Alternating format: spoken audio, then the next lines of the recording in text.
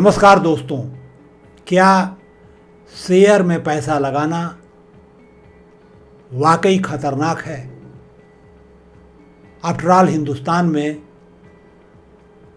100 लोगों में से जो लोग एसआईपी कर रहे हैं 5 साल बाद केवल 3-4 लोग क्यों बच पाते हैं? बाकी क्यों भाग खड़े होते हैं? क्यों लोग अपना पैसा बैंकों में रखना चाहते हैं?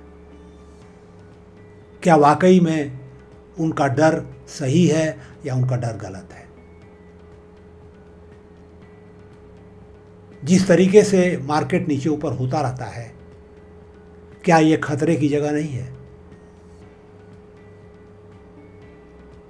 दोस्तों, मैं हूं रामचंद्र राय और आप देख रहे हैं प्रयास विकल्प। मैं आपका फाइनेंशियल फ्रीडम सीरीज में स्वागत करता हूं।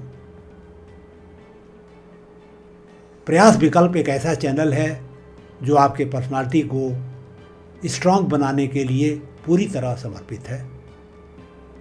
अगर आप इसे सब्सक्राइब करते हैं तो हमेशा आपको ये मदद करेगा आपके पर्सनालिटी को विकसित करने में। जहाँ तक फाइनेंशियल फ्रीडम का सवाल है, मैं इसके पहले कई वीडियो ला चुका हूँ। उसी क्रम में आज मैं एक कंटेंट लेके आया हूँ आपके सामने, क्योंकि आम धारणा है कि शेयर में पैसा लगाना खतरे से खाली नहीं है। पिछले वीडियो में हमने फिक्स डिपॉजिट पर चर्चा की थी कि वो कितना सेफ है, क्या प्रॉब्लम्स है उसमें। उसका जस्ट अपोजिट शेयर है जो खतरनाक है।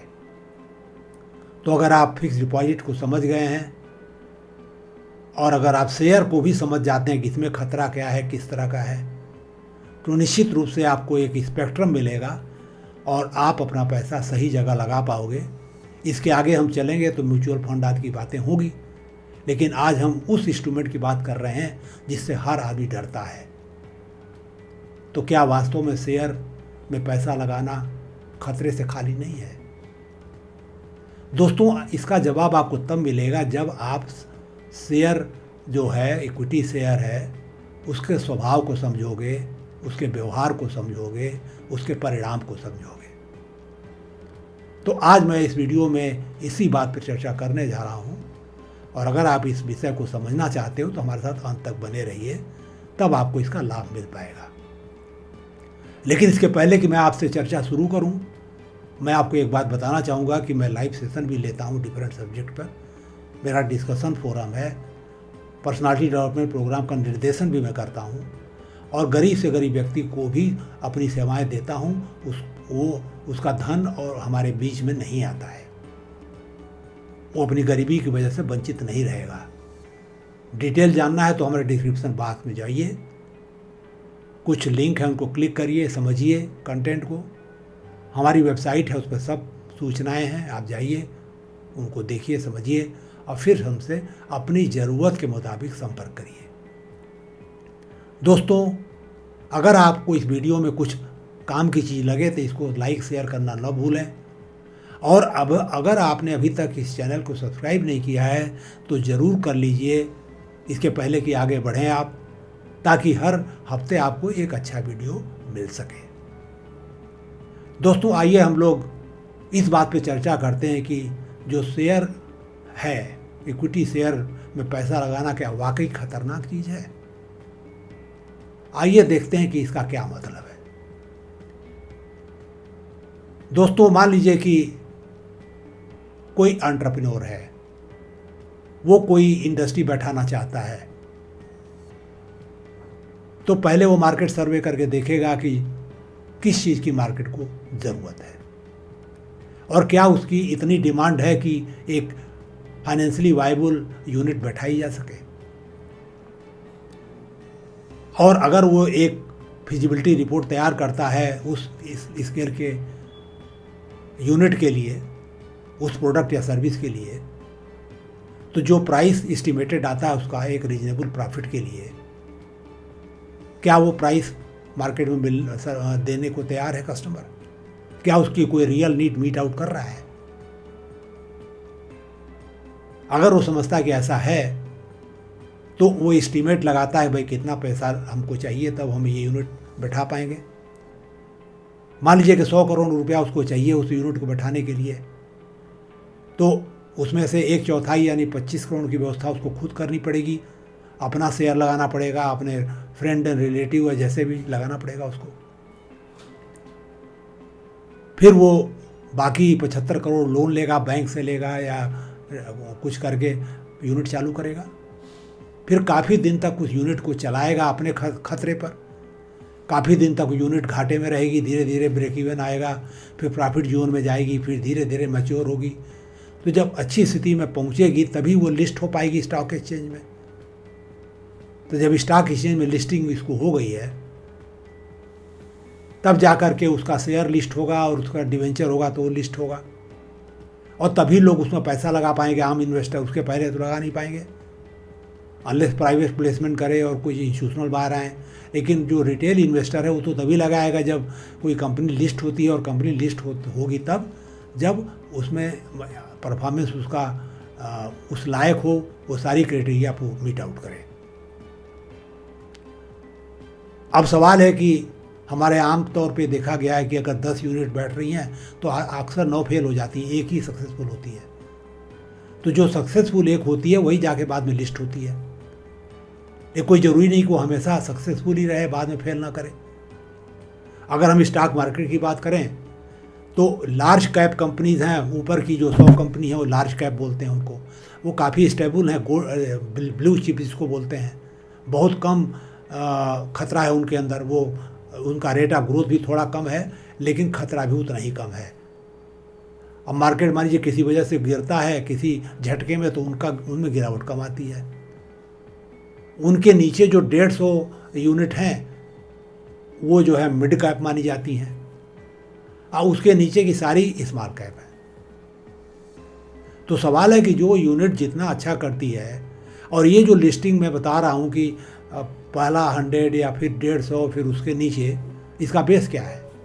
इसका बेस है कि मान लीजिए कि कोई कंपनी के पास 1000 शेयर है टोटल, और उसका प्राइस मार्केट में 500 रुपया चल रहा है, तो 500 गुणे 1000 ये उसका मार्केट कैपिटलाइजेशन होगा किसी भी दिन। तो ये जो मार्केट कैपिटलाइजेशन है इस बेस पे ये रैंकिंग होती है, 1 2 3 4 जो भी है। तो जो कंपनी अच्छा करती है, जिसका मार्केट में प्राइस बढ़ती है, अप्रिसिएशन होता है, ऑटोमेटिकली उसका जो रैंक हो इम्प्रूव होती चली जाती है। तो आप आंख बंद करके ये कह सकते हो कि ऊपर की जो 100 कंपनीज हैं वो बेस्ट मैनेज कंपनी है, बेस्ट उनका मार्केट कैपिटलाइजेशन है, प्रॉफिटेबिलिटी उनकी स्टेबल है। उसके बाद मिड कैप, स्मॉल कैप ये सब होता है। तो अगर कोई कहता है कि भाई शेयर मार्केट में पैसा लगाना खतरे से खाली नहीं है, तो वो बिल्कुल सही इस मायने में है कि अगर वो यूनिट ठीक नहीं करती है, अगर मान लीजिए कि उसका किसी वजह से लॉस उठाती है, तो निश्चित रूप से अर्निंग पर शेयर उसका ख़त्म हो जाएगा। तो जब वो ख़त्म हो जाएगा तो मार्केट में उसका वैल्यूएशन भी ख़त्म हो जाएगा, काफ़ी रिड्यूस हो जाएगा। किसी भी कंपनी का जो आपको प्राइस दिखती है शेयर मार्केट में, जो भी जिस दाम पे आप खरीद सकते हो, ये 2 फंक्शन होता है उसका। पहला फंक्शन है कि अर्निंग पर शेयर क्या है, यानी जो भी नेट प्रॉफिट कमा रही है उसमें पर शेयर कितना कमा रही है वो, और उसमें जो ये अर्निंग है उसमें ग्रोथ रेट क्या है, क्या एक्सपेक्टेड ग्रोथ फ्यूचर में है, क्या पीछे रहा है। ये 2 फंक्शन मिला करके उसका प्राइस होती है। और अगर उस प्राइस में से उसका अर्निंग पर शेयर की भाग दे दीजिए तो पी रेशियो बोलते हैं, वो एक इंडिकेटर होता है कि ओवर प्राइस है या अंडर प्राइस है। तो कोई भी शेयर खतरनाक है या खतरनाक नहीं है, वो इस पर निर्भर करता है कि उस कंपनी का ट्रैक रिकॉर्ड क्या है, क्या वो स्टेबल प्रॉफिट दे रही है, स्टेबल ग्रोथ आपके सेल की हो रही है, प्रॉफिट की ग्रोथ स्टेबल है, उसका मैनेजमेंट कॉम्पिटेंट है, वो उसकी जो प्रोडक्ट सर्विस है उसकी डिमांड बढ़ने जा रही है या कम होने जा रही है, वो सनशाइन इंडस्ट्री है या सनसेट इंडस्ट्री है। तो दोस्तों सीधे तौर पे आप ये नहीं कह सकते कि शेयर मार्केट में पैसा लगाना खतरनाक है, लेकिन हाँ खतरनाक क्यों है, इसलिए कि अगर आप डायरेक्ट पैसा जाके लगाना चाहते हो शेयर में, डीमैट खोल करके आप ट्रेडिंग करना चाहते हो, खरीद फरोख्त करना चाहते हो, तो आपको नॉलेज होना चाहिए। ये सारी चीज़ों को आपको जानना चाहिए। आपकी कंपनी का बैकग्राउंड भरा होना चाहिए, सारी इन्फॉर्मेशन पता होनी चाहिए, उसके फ्यूचर के बारे में आपको अंदाज़ा होना चाहिए, तब आप डायरेक्ट इन्वेस्ट कर सकते हो। अदरवाइज आप खतरे से खाली नहीं है, आप गलत कंपनी में फंस गए तो आपका पैसा चला जाएगा, शेयर जो लगाएं वो भी डूब जाएगा, रिटर्न तो भूल जाइए आप। और अगर अच्छा लग गया तो हो सकता है 20%, 25%, 30%, 35% भी कमा सकते हो। एक चीज़ और बता दूं मैं कि बिजनेस में, जैसे मैंने पहले भी डिस्कस किया था कि बिजनेस साइकिल होती है। शुरू में प्रॉफिट नहीं होता, जब प्रॉफिट ब्रेक इवन के बाद प्रॉफिट शुरू होता है तो शुरू में जो रेट होता है थोड़ा स्लो ग्रोथ होता है, फिर फास्ट ग्रोथ होता है, फिर धीरे धीरे कम होता जाता है, उसमें स्टेबल आती है, फिर डिक्लाइन भी शुरू हो जाता है। धीरे धीरे मैच्योरिटी आने के बाद मार्केट में डिमांड नहीं बढ़ती उस गति से, खर्चे बढ़ते जाते हैं तो ग्रोथ कम होने लगती है। तो इसलिए जो लार्ज कैप कंपनीज हैं जो बहुत बढ़ चुकी हैं उनका ग्रोथ रेट रिलेटिवली कम होता है, मिड कैप में उससे थोड़ा ज़्यादा होता है, स्मॉल में उससे भी ज़्यादा होता है। और मैं कहूँ कि अगर नीचे की 250 की यूनिट आप स्मॉल कैप में उठा लीजिए, यानी 250 स्मॉल, 150 मिड और 100 वो, तो 500 जो ऊपर की टॉप 500 कंपनीज हैं आपके इंडेक्स में, जो भी मार्केट में है, वो अच्छी कंपनीज होती हैं, उसमें नीचे ऊपर होती रहती हैं। तो सबसे बड़ी बात यह है कि आपको ये समझने की ज़रूरत है कि अगर आप लार्ज कैप ले रहे हो तो स्टेबिलिटी होगी लेकिन प्रॉफिटेबिलिटी थोड़ी सी कम रहेगी। अगर आप मिड कैप लेते हो तो थोड़ा ग्रोथ और ज़्यादा होगा, स्टेबिलिटी थोड़ी कम रहेगी, रिस्क बढ़ जाएगा आपका। स्मॉल कैप लेते हो तो ग्रोथ बहुत तेज़ हो सकती है या बैठ भी सकती है, रिस्क भी बढ़ सकता है, प्रॉफिट भी ज़्यादा हो सकता है, कम भी हो सकता है। और जब भी मार्केट टूटता है तो सबसे ज़्यादा टूटता है स्मॉल कैप, फिर मिड कैप और फिर लार्ज कैप। तो ये सारी चीज़ों का अंदाज़ा जिसको है उसके लिए, जो एक्सपर्टाइज जिसके पास है उसके लिए खतरा कम है, और जो नहीं जानता उसके लिए खतरा ही खतरा है। इसीलिए कहा जाता है कि भाई आप डायरेक्ट न जा करके म्यूचुअल फंड के थ्रू जाइए, कुछ नहीं तो इंडेक्स फंड में पैसा लगा दीजिए, क्योंकि वो निफ्टी 500 में लगा दीजिए, 50 में लगा दीजिए, तो वो मार्केट ऑटोमेटिकली जैसे जैसे चलेगा आपको कुछ प्रॉफिट होता रहेगा। आपने काफ़ी अपने रिस्क को हेज कर लिया है, डाइवर्सिफाई कर लिया है। तो तमाम ऑप्शंस होते हैं शेयर में पैसा लगाने के, कोई ज़रूरी नहीं कि सीधे जाके आप एक शेयर में लगा दीजिए। अब मान लीजिए कि आप सीधे भी लगाते हो, 10 शेयर में अलग अलग कंपनीज के डिस्ट्रीब्यूट कर दीजिए अपने पैसे को अलग अलग सेक्टर में और उनके अच्छे कंपनी को, तो वो भी एक स्टेबलाइज हो जाता है आपका रिटर्न। उसमें एक कंपनी मान लीजिए नीचे गई तो एक दो आगे बढ़ गई, ऊपर चली गई, तो आपके रिस्क थोड़ी सी मैनेज हो जाती है। डाइवर्सिफिकेशन से आपका रिस्क कम हो जाता है। तो दोस्तों, मैं सारांश के रूप में ये कहना चाहूँगा कि शेयर मार्केट में, शेयर में डायरेक्ट पैसा इन्वेस्ट करना बहुत खतरनाक है अगर आपको नॉलेज नहीं है। और अगर आप सोचते हो ट्रेडिंग करके पैसा कमा लोगे, तो ऐसा नहीं है। जो लोग ट्रेडिंग कर रहे हैं सब लोग नहीं कमा रहे, 90% लोग पैसा FNO में लगाते हैं और लूज करते हैं। तो खतरनाक है भी और खतरनाक नहीं भी है।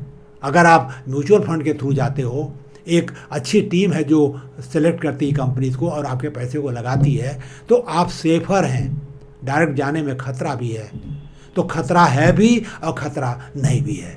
डिपेंड करता है कि आप क्या रास्ता अपनाते हैं, किस तरीके से अपने पैसे को लगाते हैं, कैसे उसको मैनेज करते हैं, किस तरह का आपका एडवाइज़र है।